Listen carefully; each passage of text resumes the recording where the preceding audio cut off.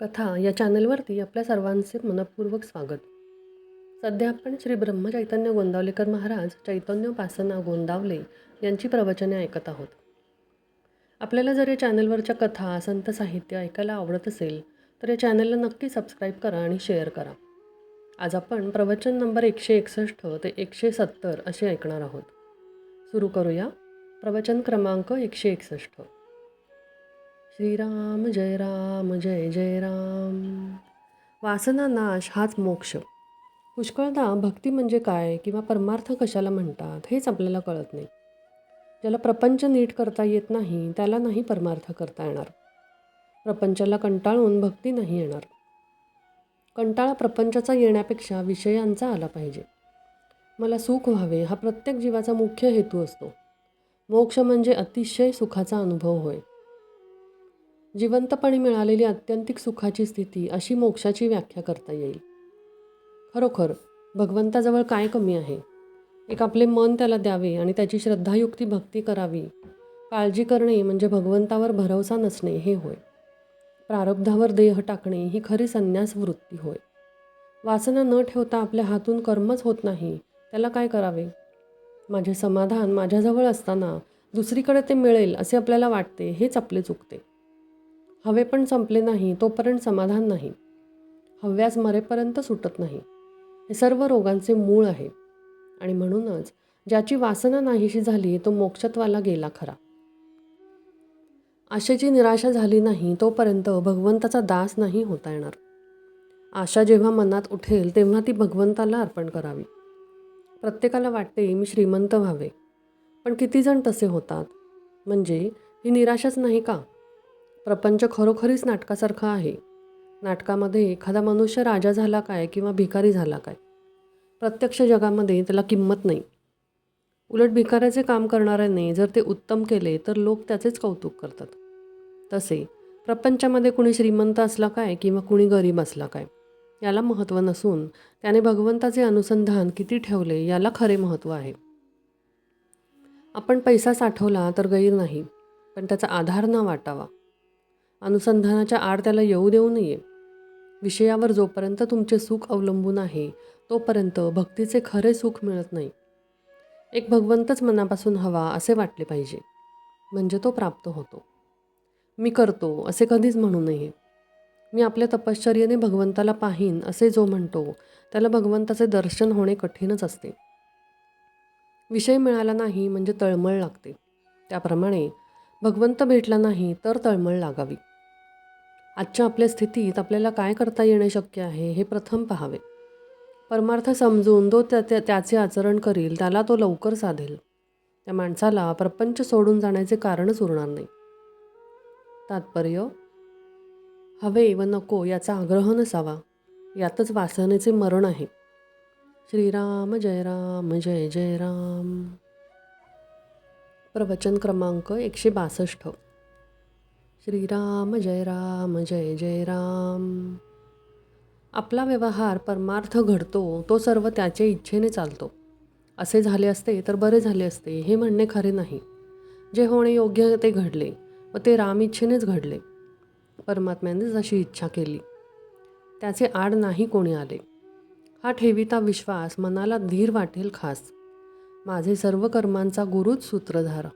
सर्व सत्ता गुरूंच्या हाती तेथे न चाले कोणाची गती. आपले जगणे जेथे भगवंताच्या हाती तेथे बाकीच्या गोष्टींची काय मिती. परिस्थिती कोणाचीही कितीही असली भली किंवा बुरी तरी परमात्म्याचेच हाती त्याची दोरी. न पडावे अभिमानाला बळी राम इच्छा जाणावी सगळी. हा जरी असेल सिद्धांत तरी जपून वागावे व्यवहारात. आपला व्यवहार परमार्थ घडतो तो सर्व त्याच्या इच्छेने चालतो. म्हणून होणे जाणे भगवंताच्या हाती आपण त्याला जावे शरणागती. चित्तात ज्याच्या राहिले समाधान तोच भगवंताचा आवडता जाण. ज्याचा विश्वास रामावरी त्याला समाधान स्वीकारी. माझे हित रामाचे हाती हा धरिता विश्वास. समाधान मिळत असे जीवास आपण होऊन रामाचे जाण सदा राखावे समाधान. मी माझे करावे रामार्पण तेथे समाधानाचा अनुभव पूर्ण. आज ठेवावी रामापायी आनंदी समाधानी राही. अंतरी समाधान हेच आपले साधन जाण. संसारात न पाहावे उणे पुरे, ठेवावे त्यात समाधान खरे. जशी जशी ज्यावेळी ती परिस्थिती, तशी तशी असावी समाधान वृत्ती. ज्या स्थितीत ठेवील राम, त्यात राखावे समाधान. चिंता, अहंता, ममता कोणी कारणा वाचून केले छळ कपट अपमान, अथवा बोलिले शब्द बाण, त्यात राखावे समाधान. समाधान देणे नाही दुसऱ्याच्या हाती, ईश्वर कृपेनेच त्याची प्राप्ती. जोवर संशयी झाले मन, तोवर न होई समाधान. विषयास घातले खत जाण, तरी कसे पावावे समाधान.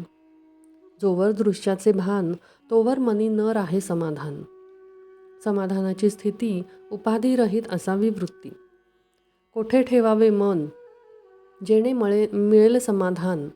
समाधान नव्हे देहाचा गुण, मनाने व्हावे भगवंताचे आपण. पांडव झाले वनवासी, पण अखंड राहिले भगवंतापाशी. पांडव भगवंताचे भक्त झाले, वनवास नाही चुकवता आले. त्यांनी केले भगवंताचे स्मरण, जेणे राखिले समाधान. आता झालो मी रामाचा, हा विचार ठेवावा साचा. ऐसे होऊन राही, समाधान तेथेच पाही. श्रीराम जय राम जय जय राम. प्रवचन क्रमांक 163. श्रीराम जय राम जय जय राम. सुख दुःख मनावर अवलंबून आहे. जिथे रोग असेल तिथेच औषध लावले तर उपयोग होईल. दुःखाचे मूळ कारण कुठे आहे हे प्रथम पाहावे. प्रपंचात काही न्यूनता पडली की दुःख होते. श्रीमंतांच्या किंवा गरिबाच्या सुखदुःखात तसा तो फरक तो कोणता? एखाद्याजवळ पैसा पुष्कळ आहे परंतु मूलबाळ नाही म्हणून तो दुःखी असतो. तर दुसऱ्याला संतती आहे पण पैसा नाही म्हणून तो कष्टी होतो. तिसऱ्याला संतती, संपत्ती वगैरे सर्व आहे परंतु पोटदुखीच्या विकाराने तो बेजार आहे. एकंदरीत काय तर सुखदुःखे कोणालाही सुटली नाहीत. जितक्या गोष्टी कमी पडल्या तितक्या प्रयासाने सुद्धा आणल्या तरी पण न्यूनता काही सरत नाही. दुःखावर आपण वरवर उपाय करतो परंतु आपल्या दुःखाच्या मुळाशी आपले मनच आहे हे नाही आपल्या ध्यानात येत. खरोखर सुख दुःख हे वस्तूत नसून आपल्या मनस्थितीवर अवलंबून आहे. वस्तू चोरीला गेली की त्यावेळी झोपेत आनंदात होता, पण जागे झाल्यावर वस्तू गेल्याचे समजल्यावर दुःखी झालात. म्हणजे दुःखी होते मन, तेव्हा औषध द्यायचे ते मनाला द्या. संतांनी मनाला शिकवण दिली. आजवर आम्ही विषय सुख सख्या मुलाप्रमाणे भोगले आणि परमार्थ सावत्र मुलासारखा केला. सावत्र आईप्रमाणे आम्ही मनाला शिकवले. ज्याचा सहवास झाला त्याप्रमाणे मनावर परिणाम होऊ लागले. विषयाचा सहवास गर्भापासून आपण ठेवतो म्हणून विषयापासून मिळणारा आनंद खरा असे मानू लागलो. ज्याचे बीज लावावे त्याची फळे खावी. आपण विषयाचे बी पेरतो आणि विषयाची फळे दुःखदायक आहेत म्हणून मग शोक करतो. याला काय करावे? व्यापारी दरवर्षी आढावा घेतात त्याप्रमाणे माझे विषय किती कमी झालेत हे आपण पाहावे. जितकी प्रपंचाकरिता तळमळ करतो तितकी भगवंताकरिता करावी. प्रपंचातल्या अनुकूल परिस्थितीपेक्षा प्रतिकूल परिस्थिती हेच परमार्थाला जास्त उपकारक आहे. परमार्थ हा परिस्थितीवर, श्रीमंत गरिबीवर, रोगी निरोगीपणावर वगैरे कशावरही अवलंबून नाही. मनाची स्वस्थता, अंतःशुद्धता, आचरणाची पवित्रता यांवर तो अवलंबून आहे. प्रपंचातल्या सोयी आणि गैरसोयी या दोन्ही परमार्थांच्या आड येतात. आपण रस्त्यातून चाललो असताना एखाद्या अत्तराचे दुकान पाहून थांबलो काय किंवा मिरच्यांचे दुकान पाहून थांबलो काय? रस्ता चालण्याच्या दृष्टीने दोन्ही घातकच ठरतात. प्रपंच मुळात चांगलाही नाही आणि वाईटही नाही. आपण आपली आसक्ती त्यात कालवतो म्हणून आपल्याला तो सुखदुःख देतो. ही आसक्ती काढणे याचेच नाव परमार्थ होय. तात्पर्य त्याच गोष्टी आसक्ती सोडून करणे याचे नाव परमार्थ. श्रीराम जय राम जय जय राम. प्रवचन क्रमांक 164. श्रीराम जय राम जय जय राम. परमार्थ साधणे हा आपल्या जन्माचा खरा हेतू. द्वैतामध्ये दुःख आहे तर एकामध्ये सुख आहे आणि आनंदही आहे. आपण एकामध्ये राहिलो तर आनंद मिळेल. हे जगत पुष्कळ भासले तरी ते एकच आहे. प्रपंचाच्या 10 दिशा आहेत पण परमार्थाची मात्र एकच दिशा आहे. तिच्याकडे आपण लक्ष ठेवावे. काही न करणे अर्थात मनाने हा खरा परमार्थ होय. परमार्थामध्ये उपाधी मुळीच नाही.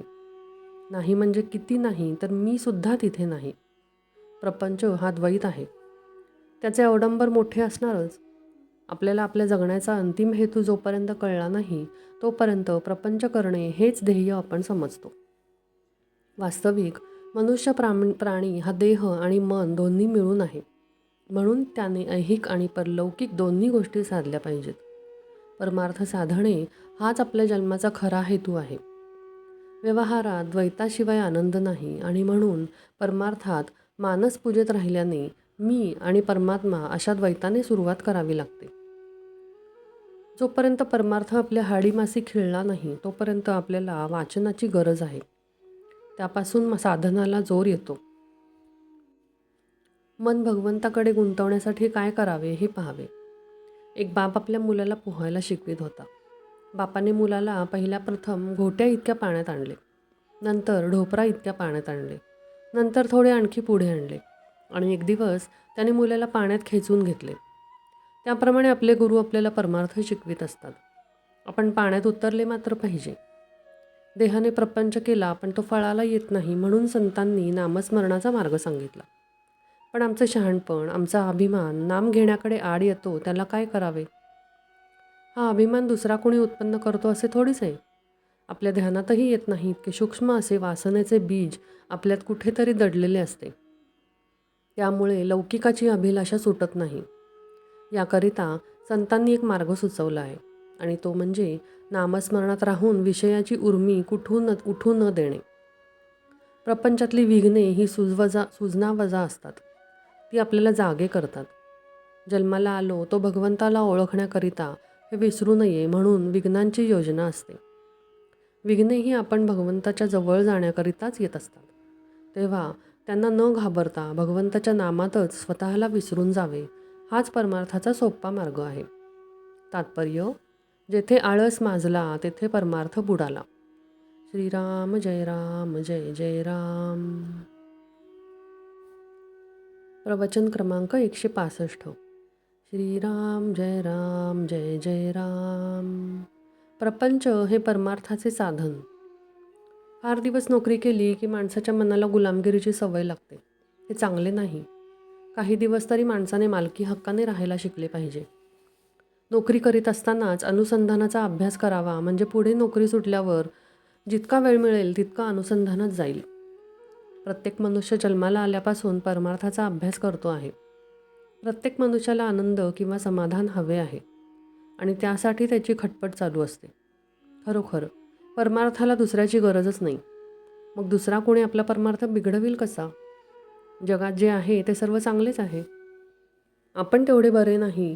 दरवाजे खिडक्या हे जसे घराचे साधन आहे किंवा आपल्या गावी जाण्यासाठी आगगाडी हे जसे साधन आहे, त्याप्रमाणे परमार्थ साधण्यासाठी किंवा परमार्थाच्या प्राप्तीसाठी प्रपंच हे साधन आहे. नाहीतर नुसत्या प्रपंचामध्ये सुख नाही. प्रपंच हा इथून तिथपर्यंत सगळा सारखाच. गरिबाचा असो की अडाण्याचा असो, अधिकाऱ्याचा असो की कारकुनाचा असो, या देशातला असो की त्या देशातला असो, प्रपंचाचा धर्म जो उणेपणा, अपुरेपणा किंवा तात्पुरतेपणा तो कधीही कुठेही बदलत नाही. म्हणून जे आपल्यापाशी नाही ते ज्याच्यापाशी आहे त्याच्या प्रपंचाला पाहून आपण भुलून जाऊ नये. आहे त्यात समाधान ठेवावे. परमार्थात अधिकार कुणी कुणाला येत नसतो. आपला अधिकार आपल्या कृतीवर अवलंबून असतो. परमार्थाची जाणीव जेवढी दुःखात होते तेवढी सुखात असताना होत नाही. ते सुख शेवटी दुःखातच लोटते. आणि ज्या जाणीवेने आपण सर्वज्ञान मिळवतो ती काय आहे हे जाणण्याचा कोणी प्रयत्नच करीत नाही. वैषयिक बुद्धी विकारांना सामील झाली म्हणजे ते प्रबळ होऊन घातक करतात. अशा वेळी मनात येईल तसे वागण्याचे टाळले तर विकार दुबळे होतात. मी विकारवश होत असेन तर अखंड प्रेमयुक्त नामस्मरण करणे जरूर आहे. विकारांचा वश न होता प्रारब्धाने आलेले विषय भोगावे म्हणजे त्यांचे काही चालणार नाही. थर्मामीटर ताप दाखवतो, घालवीत नाही. तद्वत शास्त्रे आपले चुकते कुठे ते दाखवतात, काय करावे ते दाखवतात, पण करणे आपल्याकडेच आहे. समर्थांना राम दिसला, आम्हाला का दिसू नये? तर आम्ही समर्थांप्रमाणे श्रद्धा ठेवून उपासना सतत आणि आदराने करीत नाही. म्हणून कसेही करा पण मी रामाचा आहे ही भावना जागृत ठेवा. राम जाणून अजाणून, श्रद्धेने अश्रद्धेने कसेही घ्या, राम तुम्हाला अन्न वस्त्राला कमी करणार नाही हे खास. नाम श्रद्धेने घेतले तर विशेषच फळ, म्हणून अखंड नामात रंगून आनंदात राहूया. तात्पर्य: सुखाने प्रपंच करा, पण त्यामध्ये भगवंताचे अनुसंधान ठेवा. हेच माझे तुम्हाला सांगणे आहे. श्रीराम जय राम जय जय राम. प्रवचन क्रमांक 166. श्रीराम जय राम जय जय राम. भगवंत जोडणे हाच एक धर्म.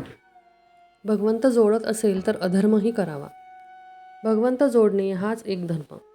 भगवंता अभिमानाने कोणतेही कृत्य केले तर ते नाही भगवंताला पोहोचत.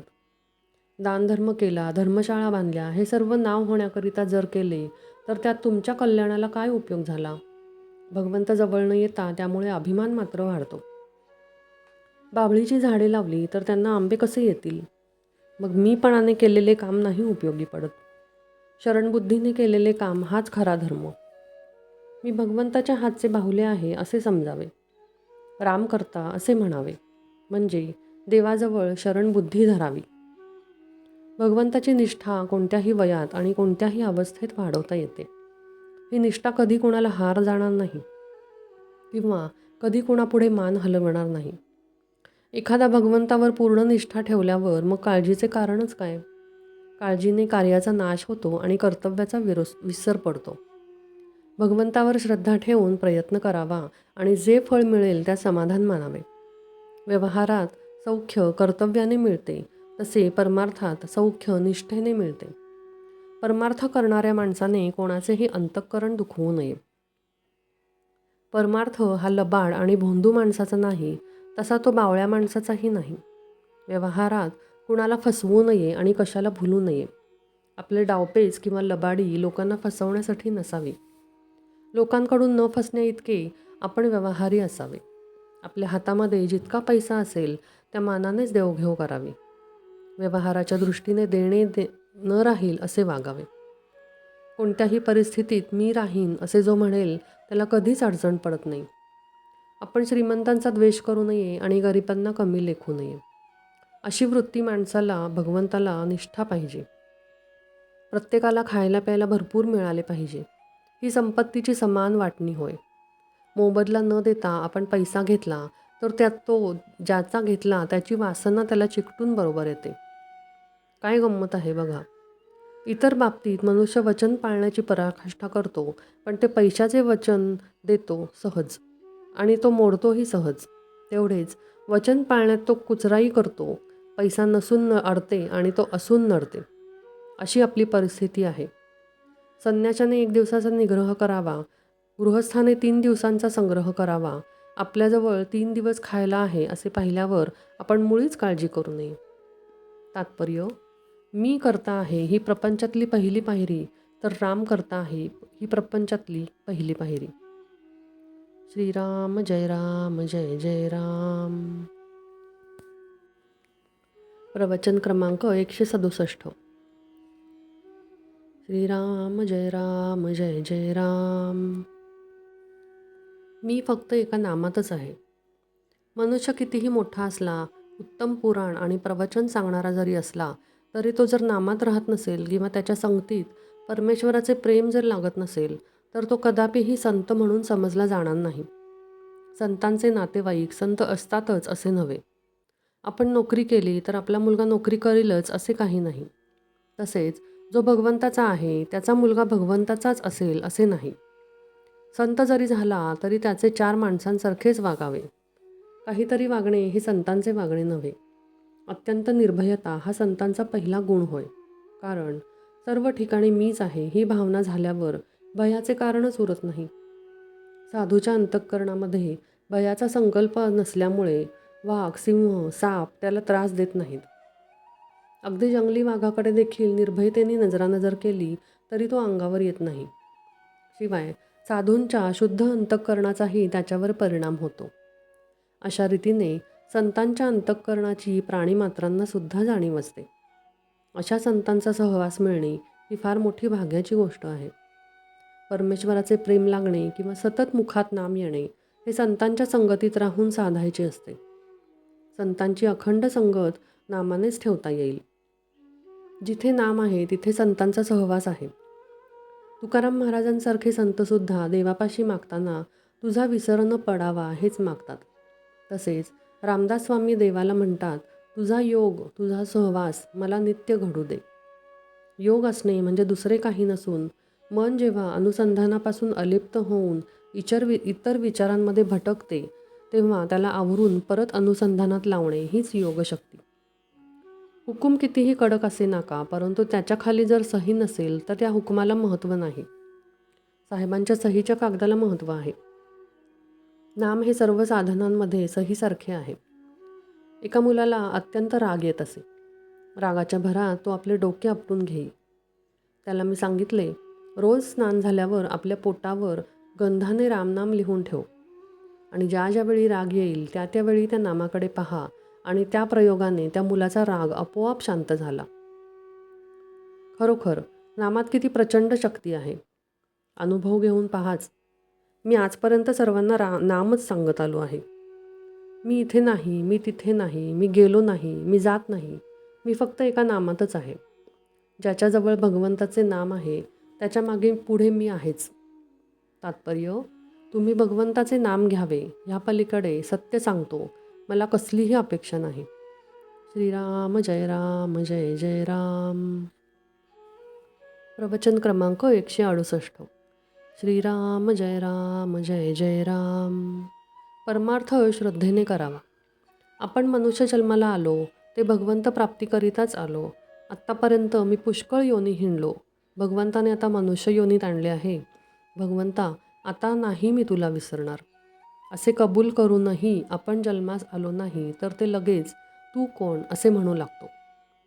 संत आपल्याला तोच मी असे भगवंताजवळ कबूल करून आल्याची आठवण करून देतात. पण संतांनी जागे केले तरी आम्ही मात्र पुन्हा तोंडावरून पांघरून ओढून घेतो. याला काय करावे? झोपेचे सोंग घेतल्याला जागे करणे कठीणच जाते. पुष्कळ तीर्थयात्रा केल्या पण होतो तसाच राहिलो, यात दोष गंगेचा का माझा?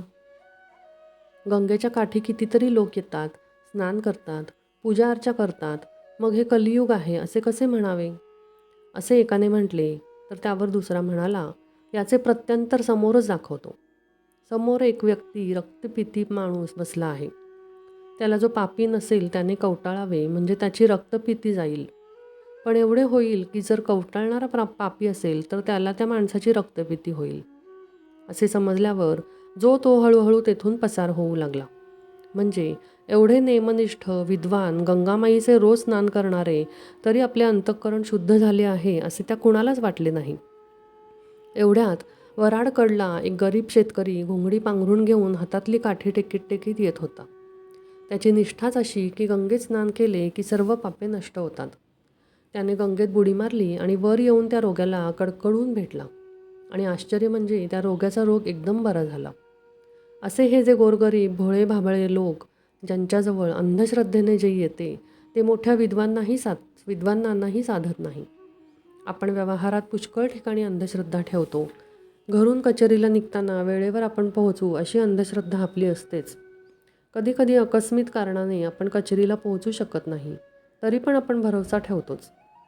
व्यवहारात आपण एकमेकांवर जेवढी निष्ठा ठेवतो तेवढी जर भगवंतावर ठेवली तरी भगवंत आपल्याला समाधान देईल. परमार्थ पूर्ण समजून तरी करावा किंवा अडाण्यासारखा श्रद्धेने करावा. पण आपण आहोत अर्धवट, म्हणजे पूर्ण कळलेले नसून आपल्याला ते कळले आहे असे वाटते. अशा माणसाला शंका फार आणि त्याचे समाधान करणेही फार कठीण जाते. अमुक एक खरे आहे असे कळूनसुद्धा ज्याला आचरणात आणता येत नाही तो मनुष्य खरा अज्ञानी. जे अनुभवाने सुधारले तेच शहाणे भले. तात्पर्य, परमार्थामध्ये अंधश्रद्धेची मुळीच गरज नाही. आपण तेथे श्रद्धेशिवाय मुळीच चालायचे नाही. श्रीराम जय राम जय जय राम. प्रवचन नंबर 169. श्रीराम जय राम जय जय राम. प्रपंचाच्या गडबडीतच परमार्थ साधावा. कोर्टातली शपथ ज्याप्रमाणे लोक खरी मानित नाहीत त्याप्रमाणे प्रपंचात काही लोक लबाडीने वागतात आणि त्याला हा व्यवहार आहे असे म्हणतात. हा काही नेटका प्रपंच नव्हे. प्रपंचात जर समाधान झाले नाही तर तो नेटका नाही झाला. प्रपंचाची दिशा ज्याची चुकली त्याने नाही परमार्थ साधला. ज्याला प्रपंच करता येत नाही त्याला बुवापणाही नाही करता येणार. कर्ज फार झाले म्हणून प्रपंच सोडला, यात कोणता स्वार्थ त्याग आहे? प्रपंचाला त्याग केला म्हणजे काय केले? तर जंगलात जाऊन बसला. थंडी लागली तेव्हा काटक्या गोळा करून शेकोटी केली, जागा साफ केली, तुळशी लावल्या, झोपडी बांधली, मग भिक्षेला जाताना झोपडीची काळजी केली. तर मग घरदारानेच काय केले होते? प्रपंचाचे बंधन सुटावे लागते. जबरदस्तीने सोडून कुठे सोडता येते? हा प्रपंच, हा संसार जर भगवंतानेच उत्पन्न केला आहे तर तो कुणाला तरी सुटेल काय? जो आसक्तीच्या आश्रयाखाली राहतो त्याला संसार आहे असे कसे समजावे? तुकोबांना आणि ज्ञानेश्वर महाराजांना सुद्धा संसार प्रपंच होता, पण त्यामध्ये त्यांची आसक्ती नव्हती, म्हणून त्यांना तो बाधला नाही. पेन्शन घेतल्यावर परमार्थ करू हे म्हणणे बरोबर नाही. या गडबडीतच प्रपंचाच्या झटापटीत परमार्थ साधावा. सावधानता कशाची ठेवायची? तर मी जन्माला आलो तेव्हा जे कबूल केले ते करण्याची सावधगिरी ठेवावी. प्रपंच करताना लक्ष भगवंताकडे ठेवा. विषयात गुंग झालो, भगवंताचा विसर पडू लागला, ही संधी साधावी आणि त्यावेळी भगवंताचे स्मरण ठेवावे. आपण विषयाला जसे शरण गेलो तसे भगवंताला शरण जावे. चित्त शुद्ध करून विचार करावा आणि मी विषयाला किती शरण गेलो हे पाहावे. विषयापासून वेगळे व्हावे, म्हणजे हे पाहता येते. व्यसनी माणसाने व्यसनापूर्वी मी कसा वागत होतो याचा विचार करावा. मारुती रायाच्या दर्शनाला पूर्वी मी जात होतो, आता विषयात त्याची आठवणही येत नाही. याला काय करावे? नोकरीत नाही का तुम्ही वरिष्ठाला शरण जात? मग ते जे पोटाकरता करता ते भगवंताकरता का नाही करीत? भगवंताला शरण जाणे हे सर्वात सोपे आहे. त्याला निराळ्या कोणत्याही वस्तूची जरुरी नाही लागत. माझ्या मनात येईल तेव्हा भगवंताला शरण जाता येईल. भगवंताला शरण जाणे म्हणजे मी त्याचा झालो असेच म्हणणे होय. मी रामाचा झालो, जे जे होते ते राम इच्छेनेच होते असे जो म्हणतो त्याला निराळी सावधगिरी ठेवावी लागत नाही. तात्पर्य, प्रपंचाला माझी गरज आहे आणि मला भगवंताची गरज आहे. श्रीराम जय राम, जय जय राम. प्रवचन क्रमांक 170. परमार्थात गुप्ततेची जरुरी असते. श्रीराम जय राम, जय जय राम. वासनेच्या तावडीतून सुटणे फार कठीण आहे, कारण वासनेच्या पोटीच प्राणी जन्माला येत असतो. त्या वासनेला जिंकणे म्हणजे आपण मरून जाणे इतके कठीण आहे. वासनेच्या पोटी जन्म आणि जन्मानंतर अहंकार, ह्या जोडप्यापोटी कामक्रोधादी विकार जन्माला येतात. या जोडप्याचे वैशिष्ट्यच असे आहे की त्यामध्ये नवरा बायकोपेक्षा वडील असते. बायको नवऱ्यापेक्षा वडील असते. कारण आधी वासना आणि त्यातून पुढे अहंकार. भगवंताजवळ वास ठेवला तर वासना नष्ट होते. प्रपंच मुळात चांगलाही नाही आणि वाईटही नाही. प्रपंचातली वासना बाहेर काढणे याचेच नाव परमार्थ. प्रपंचात प्रसिद्धीची जरूर वाटते, त्याच्या उलट परमार्थात गुप्ततेची जरुरी लागते. समजा एखाद्या बाईने दागिने हवेत म्हणून नवऱ्याजवळ हट्ट धरला आणि नवऱ्याने तिला हवे असलेले सर्व दागिने देण्याचे कबूल केले. पण अट अशी घातली की जेव्हा दागिने अंगावर घालायचे असतील त्यावेळी ते घालून खोलीची दारे खिडक्या बंद करून आत बसले पाहिजे. अशी अट पाळून कोणती बाई दागिने घालायला कबूल होईल? कारण दागिने लोकांनी पाहण्यातच तिला समाधान आहे. ही झाली प्रपंचाची रीत. परमार्थात याच्या उलट गुप्ततेची गरज असते. आपली साधना कोणाच्याही नजरेत न येईल अशी खबरदारी घ्यावी, कारण परमार्थाला फार दृष्ट लावते. ती केवळ इतर लोकांचीच लागते असे नसून आपली स्वतःची सुद्धा परमार्थाला दृष्ट लागते. म्हणून परमार्थात गुप्तता असावी आणि आपल्या हातून जे सधन होत आहे ते सद्गुरू किंवा परमात्मा यांच्या कृपेनेच माझ्याकडून करवून घेतले जात आहे ही जाणीव ठेवावी. आजारी माणसाने नुसते पडून राहावे, पण औषध मात्र नियमाने घ्यावे. बाकीच्या गोष्टी इतर लोक करतात, औषध मात्र आपण स्वतःच घेतले पाहिजे. एखादा मोठा राजा जरी झाला तरी कडू औषध दासीला देऊन त्याचे रोग बरे होणार आहेत का? त्याचप्रमाणे परमार्थात भगवंताचे स्मरण ठेवण्याचे काम आपल्या स्वतःलाच करायला पाहिजे. उगीच कुणाच्या नादी लागू नये. परमार्थ म्हणजे काय करायला पाहिजे हे नीट समजून घ्या आणि मग त्या मार्गाने जा. कोणाला फसवू नका, कारण स्वतः फसणे हे जगाला फसवणे इतकेच पाप आहे. त्याच्या प्रपंचात पाठीराखा परमात्मा आहे. त्याचा तो प्रपंच परमार्थ होतो. उलट ज्याच्या पाठीराखा अभिमान आहे त्याचा परमार्थ देखील प्रपंचच म्हणला पाहिजे. तात्पर्य: बाहेरून प्रपंची दिसावे पण आत मात्र परमार्थी असावे, ही खरी कला होय. श्रीराम जय राम जय जय राम.